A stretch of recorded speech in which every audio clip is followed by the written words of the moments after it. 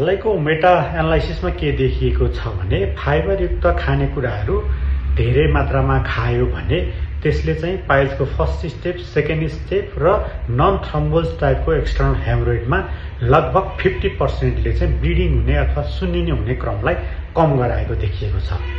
यसको मतलब हामीले फाइबर कति मात्रामा खाने त? के हामीले गाई भैँसीले जस्तो बिहानदेखि बेलुकासम्म फाइबर भनेर हरियो सागसब्जी मात्रै खाएर बस्ने हो त? नमस्ते, म हुँ डाक्टर हरिशरण अर्याल। अघिल्लो एपिसोडमा मैले यहाँहरूलाई दैनिक रूपमा पाइल्स फिस्टुला फिसरबाट बच्नको लागि तथा ग्यास्ट्रिकबाट बच्नको लागि पानी कति मात्रामा पिउने दैनिक रूपमा भनेर एउटा भिडियो राखेको थिएँ। त्यो सर्वाधिक हेरिएको थियो। हजुरहरूलाई आशा छ यो भिडियोबाट पनि धेरै जानकारी मिल्नेछ।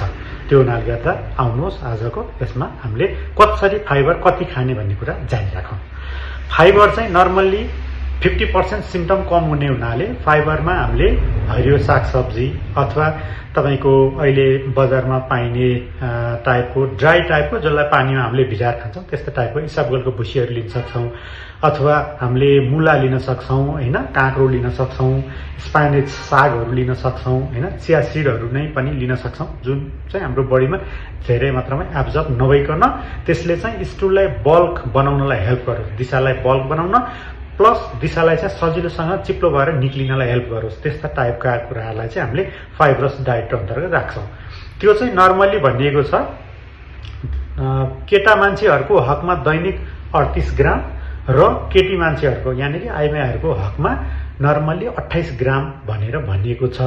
तर त्यसो भन्दै गर्दा के त भन्दाखेरि रेगुलर तपाईले सुरुबाटै सुरु गर्नुभयो कि 38 ग्रामबाट सुरु गर्नुभयो भने तपाईलाई पेटमा चाहिँ पेट फुल्ने, पेटमा हावा ड्याम्म भरिने, त्यसपछिबाट अपच हुने, पेट दुख्नेहरूको समस्या हुन सक्छ। त्यही भएर यहाँहरूले जहिले पनि फाइबर खाँदाखेरि चाहिँ के गर्नुपर्छ भने लो भोल्युमबाट सुरु गर्नु पर्यो। जस्तो तपाईले डेली 10 ग्राम चाहिँ फाइबरबाट सुरु गर्नुभयो भने तपाईको यदि दिशा खुलेको छैन, कन्स्टिपेसन भइराखेको छ भने तपाईले डोज बढाउँदै जानुपर्छ। यसको पनि नियम छ। पहिला 10 ग्रामबाट सुरु गर्नुभयो भने प्रत्येक हप्ता 5 ग्रामको दरले तपाईले फाइबरलाई बढाउँदै लिएर जानुपर्ने हुन्छ र म्याक्सिमम हामीले 38 ग्राम केटाहरूको लागि, केटीहरूको लागि 28 ग्रामसम्म हामीले मेन्टेन गर्नुपर्छ। यति भयो भने हाम्रो दिशा चाहिँ सजिलोसँगलाई खुल्छ। अब फाइबर हामीले खाएपछि जहिले पनि के हो भने फाइबरस कुराहरू खाइसकेपछि बढी मात्रामा पानी पिउनुपर्छ। पानीको त अस्ति नै मैले भनिसकेँ यहाँहरूलाई, अघिल्लो एपिसोडमा भनिसकेँ कति मात्रामा खाने, नत्र भने त्यसले पनि असर गर्ला भनेर, हैन। यदि कसैलाई कन्स्टिपेसनको अलावा डायरिया बढी हुनेछ भने फाइबर यति धेरै मात्रामा उहाँहरूले खानु आवश्यक छैन उहाँहरूलाई, है। त्यो हुनाले गर्दा स्टुल बल्क फर्मेसन गर्नको लागि र सजिलोसँग स्टुल जानको लागि हामीले फाइबरको डोज याद राख्नुहोस्। केटा मान्छेहरूको लागि 38 ग्राम र केटी मान्छेहरूको लागि 28 ग्राम। यो मेटा एनालाइसिसमा अहिले देखिएको इभिडेन्स बेस्ड कुरा हो। म यहाँ तल तपाईहरुलाई राखिदिन्छु यसको एभिडेन्स, त्यो पनि हेर्नु होला।